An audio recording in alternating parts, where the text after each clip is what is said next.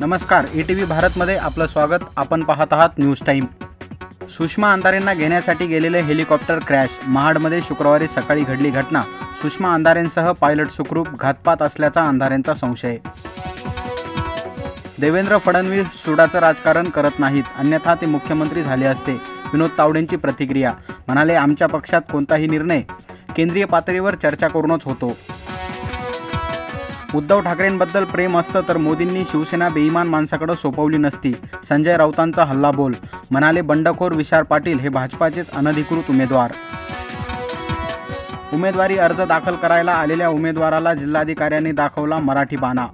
शपथ मराठीतूनच घ्यावी, जिल्हाधिकाऱ्यांचा आग्रह, तर न्यायालयात दाद मागणार, उमेदवाराचा इशारा। कोल्हापुरात अमित शहांनी घेतली महायुतीच्या नेत्यांची बैठक। प्रमुख नेत्यांना केल्या महत्त्वाच्या सूचना।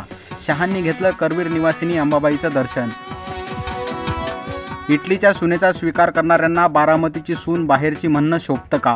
शायना एनसी यांचा शरद पवारांवर हल्लाबोल, म्हणाल्या मोदींचं काम बघून मतदान होणार। राहुल गांधींनी रायबरेलीतून भरला उमेदवारी अर्ज, यावर काँग्रेसनं पराभव मान्य केल्याची भाजपाच्या प्रमुख नेत्यांची टीका। चित्रा वाघ यांनी 2 दिवसात माफी मागावी, अन्यथा मानहानीचा दावा करणार। अभिनेता राज नयानी यांचा इशारा। राज नयानी पॉवरस्टार असल्याचा केला होता वाघ यांनी उल्लेख।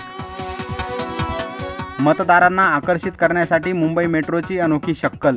प्रवाशांना 20 मे रोजी तिकिटावर मिळणार 10% सवलत। मतदानाचा हक्क बजावण्यासाठी मुंबई मेट्रो प्रशासनाचा निर्णय।